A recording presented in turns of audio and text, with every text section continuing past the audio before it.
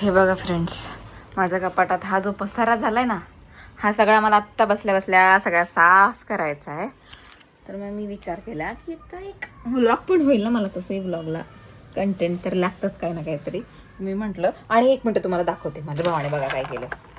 हे जे माझं ब्रेसलेट होतं ना, जे मी माझ्या ह्या हातात घालायचे, ते बघा त्याने खेचलं जोरात तर ते तुटलं. यार काय रे देवा, आता मला हे ओवून पण आणायचंय. बघू नक्की काय काय काय काय होतंय, कसं होतंय. पण हे मला साफ करायला खूप टाइम लागणार आहे असं मला वाटतंय. आणि ही सगळी कामं सुट्टीच्या दिवशी जमतात. सो आज सुट्टी, सो आता मी ही कामं करायला घेते. खूप पसारा आहे मला ना. पहिले ह्या सगळ्या बॉटल्सचं काहीतरी करावं लागेल, कुठेतरी ठेवायला. मम्मी आता ही फुटली असते. नाही ना, ते बास्केटमध्ये नाही ठेवायचं मला. का नको, हे इथं काढून ठेवते ग, म्हणलं ते पडलं ना फुटल.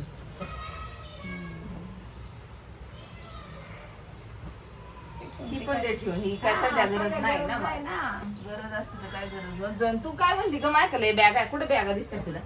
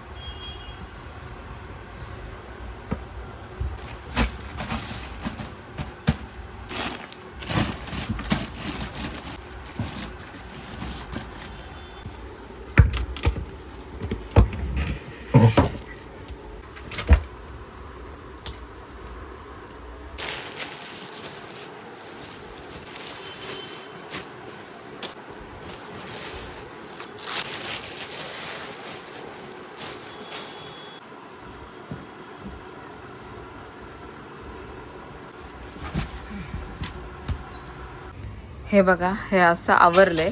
वरचा कप्पा अजून आवरलेला नाही, ह्या साईडचा अजून आवरलेलं नाही. हा थांब खोलते. आणि इकडे बघा, हा एवढा सगळा पसारा पडलाय. आता मला काय करू हेच सुचत नाहीये.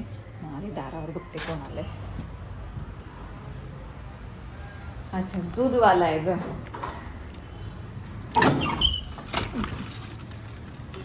थँक्यू. दूधवाले काका आले होते.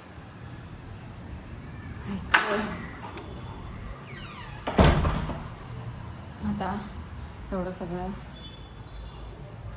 राडा मलाच आवरावा लागेल. हे बघा, अजून हे सगळं ठेवायचं आहे.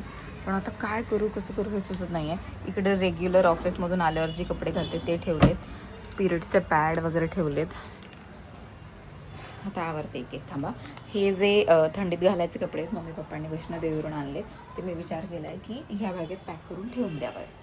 मग काय आता त्याचं यूजच नाही, मग कशाला ठेवणं उगाचच, म्हणून ठेवते आता. चला, आता हा सगळा पसारा ठेवून मला तसंच जावं लागतंय. कारण ना प्रॉब्लेम काय झालाय, जाऊ दे, हाच घालते आता वन पीस. हा क्षितिजा ताईनेच दिलेला आहे मम्मीला.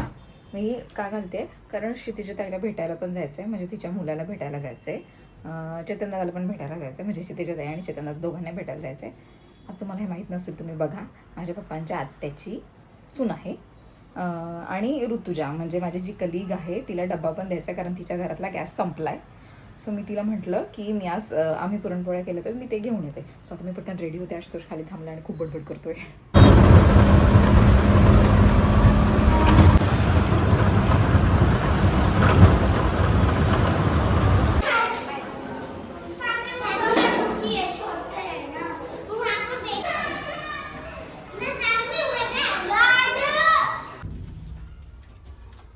झिरो गोळ्या खायला केस खूप पातळ झाली का तिला म्हणत आलं बापरे.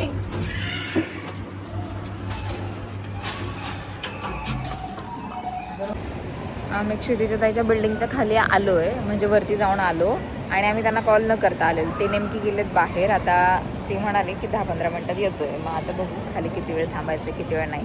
पण ॲक्च्युली इथे खाली खूप थंड हवा सुटली आहे, त्याच्यामुळे एवढं काही वाटत नाही आहे. पण स्टील आता ती लवकर आली पाहिजे. त्यांनाच भेटायला आधी फोन करून यायला पाहिजेत. पप्पा तरी बोलत होते की फोन करून येऊ. हे बघा मम्मी पप्पा तिकडे दोघंजणं वाट बघत आहेत.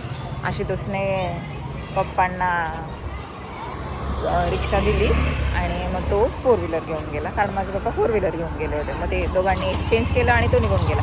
तो काय कधी कुठे येत नाही आमच्यासोबत. आणि ऋतूच्या थोड्या वेळात येणार आहे. तिला हे काय पार्सल द्यायचं. पार्सल म्हणजे जेवण जे आणलं मी तिच्यासाठी तर ते देईल. मी म्हटलं माझं इकडचं झालं की मी तुला लोकेशन पाठवते, तू ये ह्या लोकेशनवर आणि मग घेऊन जा.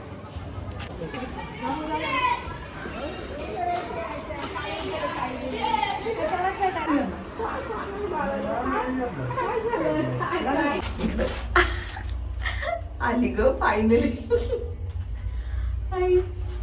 मला खाऊन सांग तुला काय माहित आवडते की नाही कटाची आमटी आमची.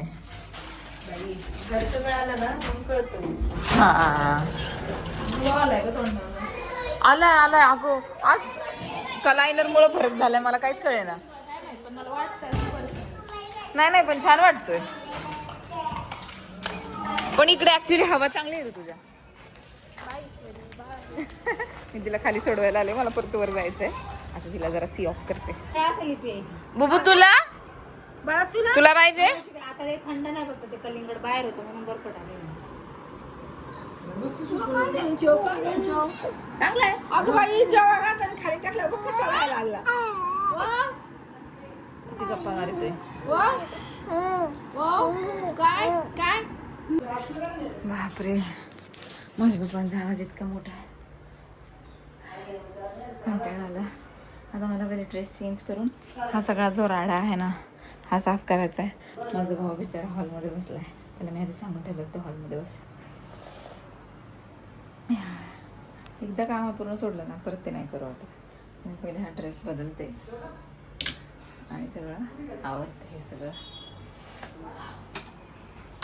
सो फटाफट ड्रेस चेंज करून मी ही जे उरलेला जो माझा पसारा होता ना तो सगळा आवरायला घेतला.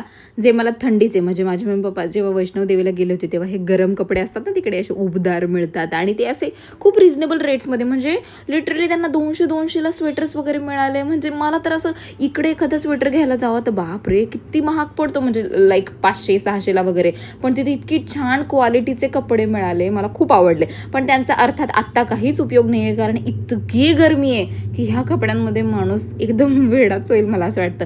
मम्मीला म्हटलं की तू मला एक पिशवी दे, मी हे त्या पिशवीत सगळे कपडे भरून ठेवते. मग 1 बाय 1 मी सगळे ह्या पिशवीत ते कपडे भरत होते. पण अर्थात ते ह्या सुद्धा पिशवीत बसणारे नव्हते, कारण ते असे गरम कपडे आणि उबदार असे लोकरचे वगैरे कपडे असतात ना. तर मम्मीला म्हटलं की हे ह्या पिशवीत सुद्धा बसत नाहीत. मग अर्धे मी दुसऱ्या पिशवीत ठेवले आणि नंतर मम्मीकडून एक्स्ट्रा बॅग घेतली आणि त्याच्यानंतर ते त्या पिशवीत ठेवले. एक्स्ट्रा म्हणजे अर्धे इकडं ठेवलेत मी, पण नंतर मी त्यासुद्धा बॅगेतले काढले की म्हटलं ह्या बॅगेला कशी चैन आहे म्हणून मग याच्यात एकदम सेफ राहतील. सेफ म्हणजे त्याला काही अशी धूळ वगैरे लागणार नाही, कारण त्या बॅगेला अशी चैन वगैरे नव्हती ना. पण नंतर मला हेही कळालं की हे कपडे ह्याही बॅगेत नाही बसणार आहेत, म्हणून मी अर्धे ह्या बॅगेत ठेवले अर्धे त्या बॅगेत ठेवले आणि दोन्ही बॅगा मस्तपैकी पॅक केल्या. इतका कंटाळा आला होता मला हे सगळं करता करता. पण काय सांगू, काम आहे, काम करावंच लागणार, त्याला काही पर्याय नव्हता. एकेका कपड्याची घडी घालता घालता अशी नाकी नऊ आली होती. हा सुंदर असा एक ब्ल्यू कलरचा ड्रेस होता, पूर्ण ड्रेस होता. म्हणजे असं थंडीच्या कपड्याचे सुद्धा ड्रेसेस असतात हे मला नंतर कळालं. जेव्हा मम्मी पप्पा तिकडून घेऊन आले ना तेव्हा कळालं.